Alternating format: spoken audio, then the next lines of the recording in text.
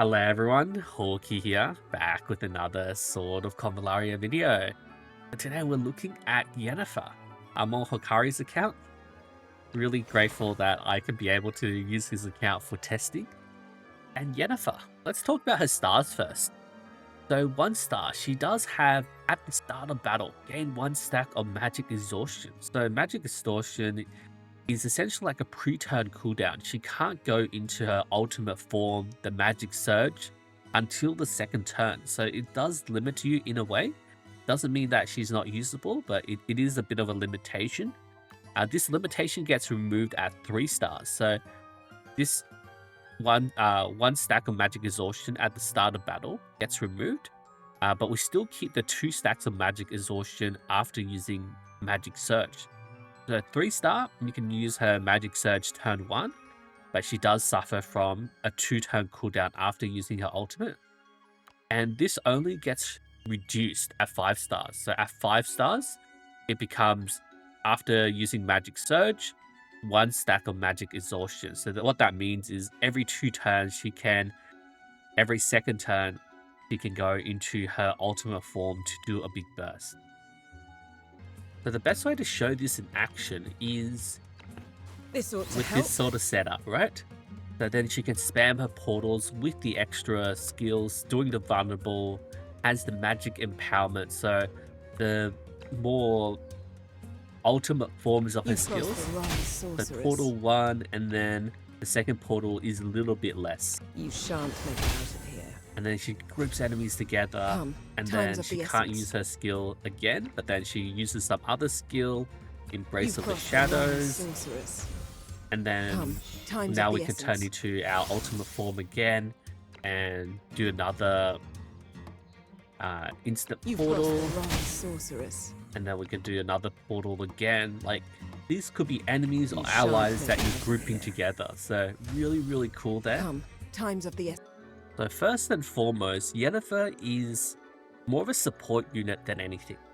Her skills do have long cooldowns, like doing the double portals, because when we go into our ultimate form, our magic boost, so we have the magic empowerment effects, and the skills have no energy cost, no cooldown. So that makes us being able to like spam all our skills, and yeah, the portal's really amazing. Giving the damage 3 and speed 2 buff for 2 turns, dealing enemies, when casting enemies, deals damage and stuns them as well. Pursuit, AoE damage, inflicting vulnerable 3, and when under magic boost, it switches to instant. It is a 4-turn cooldown, so the way I was able to spam that was on 5 stars.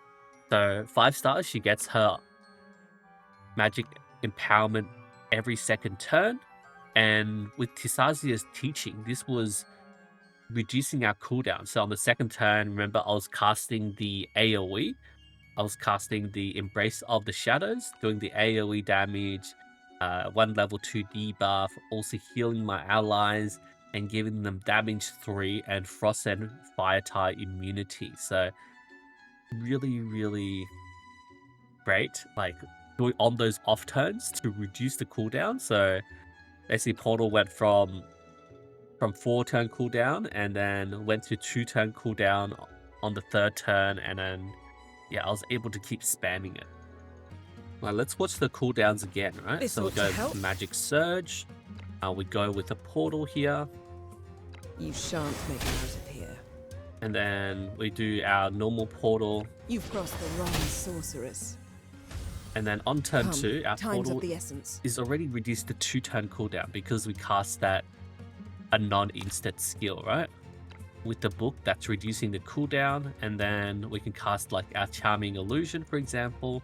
I think this is more of a niche skill, but it does have cooldown there. It's not like, it's not the clones. And now portal's fully on cooldown, and then because we did cast that, it's already reduced the cooldown of the Charming Illusion. You know, this was a 3-turn cooldown, but because of the book, we have the end of turn cooldown plus the class skill cooldown after using a non-magic empowerment skill. So yeah, we can literally use the skills again, right? We could do our like instant portal here. You've crossed the wrong sorceress. And then she could already like cast illusion again. But her AoE damage is definitely very respectable as well. Like we're running, for example, Elemental Storm, Tisasia's Teaching, and Yennefer's Mockery, right? We go into This ought Magic to help. Surge, get the magic boost, and then we do a big Elemental Storm. So let me just slow down this You shan't and make it out let's of look here. at the damage. 34, 44k. Huge damage, right? I mean, probably not as Come, big as times of AoE the compared essence. to like SP Samantha, but still really strong. But it's on every second turn, right? She does have her off turns. Like what? You've Ball of crossed the Lightning, wrong 25k, Come, times of the and then essence. we go back and do like Pyrokinesis, like the Firewall. Remember You Beryl's shan't make it Firewall? out of here. Very good at like Come, times setting of the up essence. like niche plays, doing burns and everything. And then we could also do the hail as You've well, crossed right? the wrong sorceress. 20k. I guess the other thing is like we Come, didn't times of the even essence. move, right? Because she's been slowed down by her own ice. I probably just want to target You've something crossed the further wrong away, sorceress.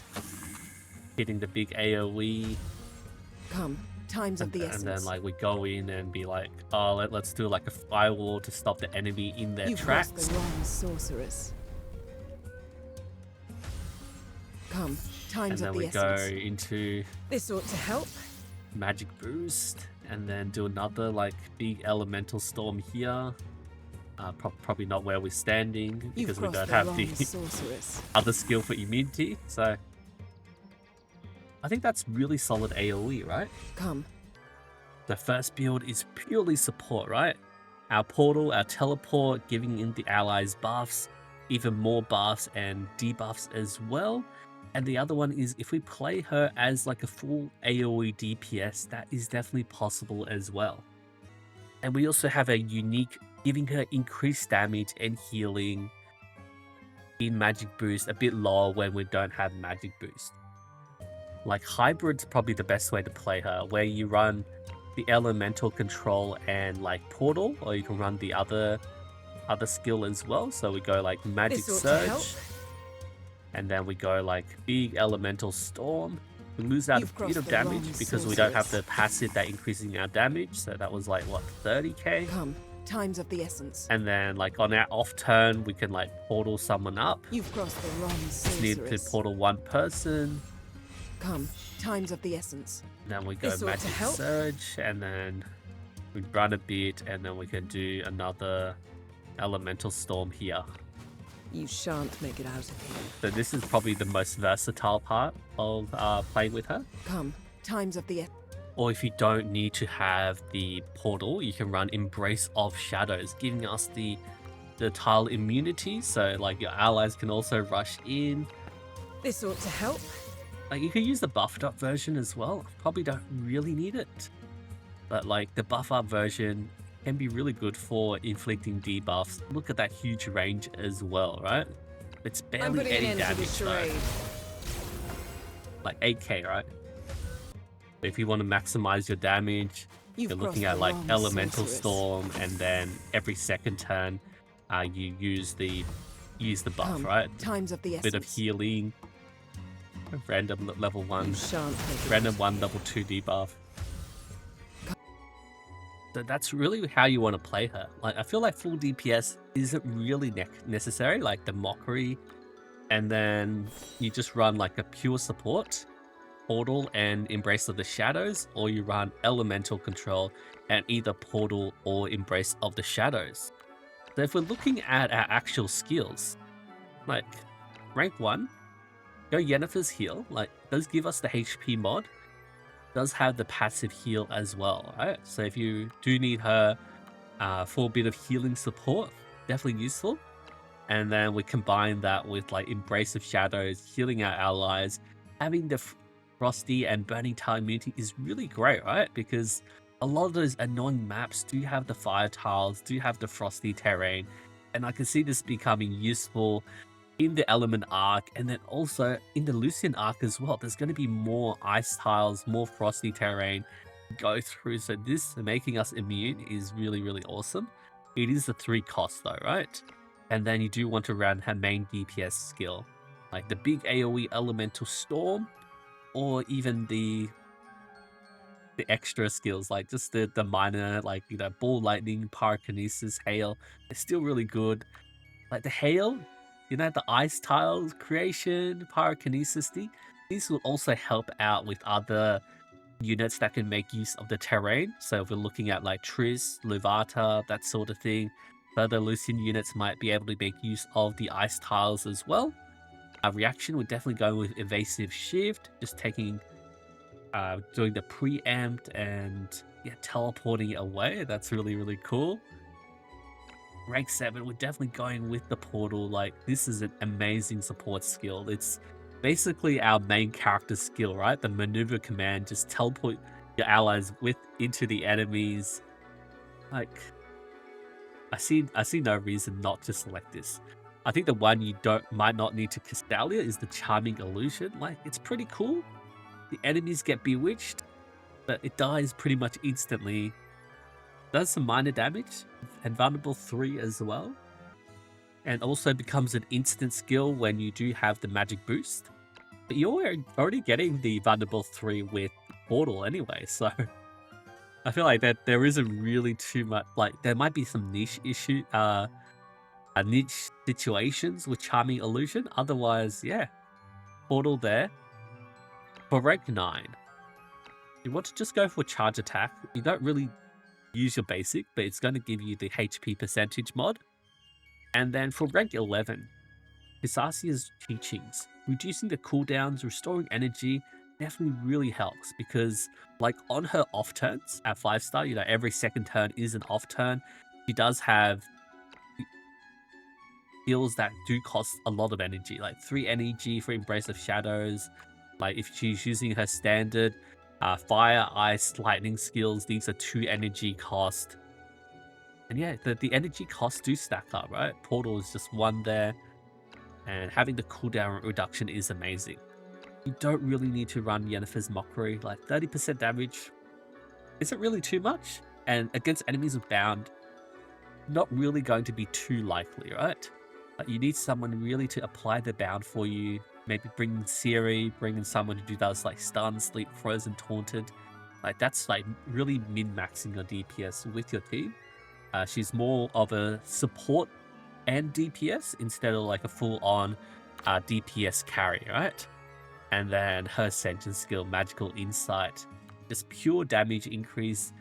Healing is a little bit like, let's be honest, her healing isn't really too much. It's 60% here, and then we do have like a 40% healing, and then she can use this to debuff. Like she's not really there to be suited as a healer, but it's a nice healing if you need it, just to top your units up by a little bit. And let's talk about her gear. I'll go into a bit more thorough testing later, but Obsidian Star, a unique gear. I think what is really unique about this is dispelling debuffs, 1 debuff from an ally, and then dispelling a buff from the enemy. Like if you're running a full DPS setup, how much damage is this going to be? 53k. Actually, I should probably be targeting mobs, right? 44k.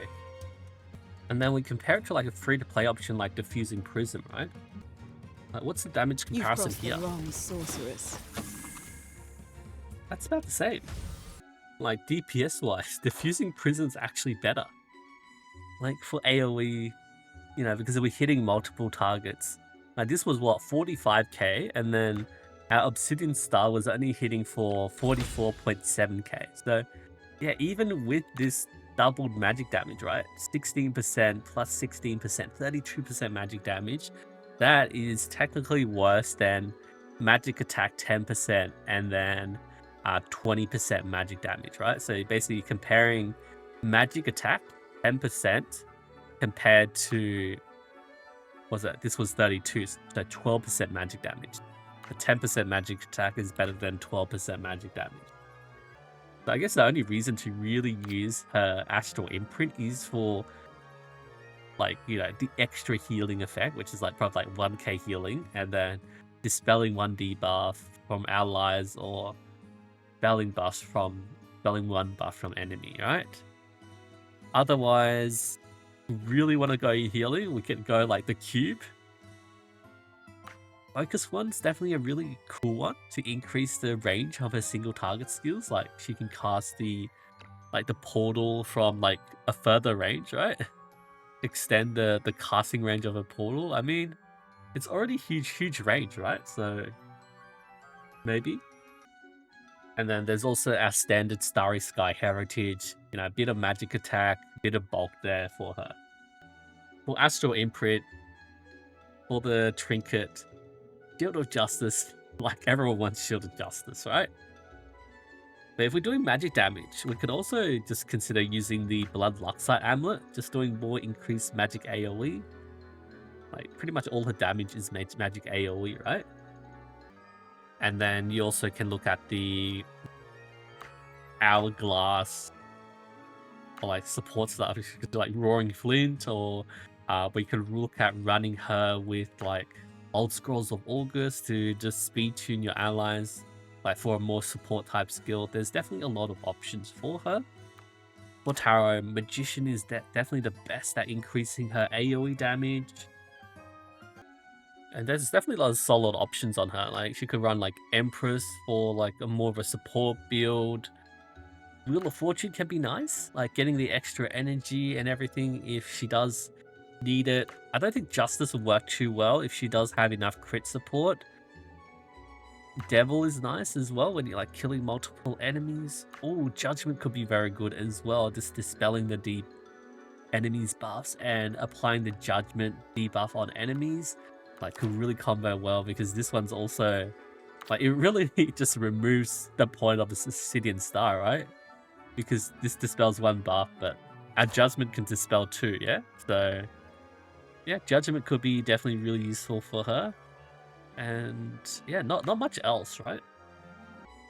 She does get sort of power creep with Shanaz later on, but Shanaz is 6 months away. And Yennefer, if you get her on her radar banner, right? Her radar banner is coming on the 12th of December. The first 5 pulls will be discounted. The first 10 pulls will be discounted to 5. So it's only 95 hard PD to get her. And yeah, you basically have a really strong AoE DPS combined with the utility skills, combined with the immunity to tiles. And you also got like the buffs and debuffs. I think Yennefer is like the best unit from this collab. The best unit. Don't bother with her signature though. Go like Diffusing Prism. Like she is the tier 0 of this collab. Like maybe not tier 0, but at the very least high tier 0.5. Yeah, I just really think Yennefer is so amazing. But you do really want to push up her stars, right? 5 stars is definitely really want to push her to 5 stars. Otherwise, she just has too much sort of downturns at like 3 stars. And then 1 star, she has a downturn on turn 1. So yeah, that's my thoughts on Yennefer. Good luck to everyone who pulled her or are looking at pulling her in the future. But yeah, definitely wait for her radar banner. Don't be like me. Alright. Thank you everyone so much for watching, and I'll see you guys next time.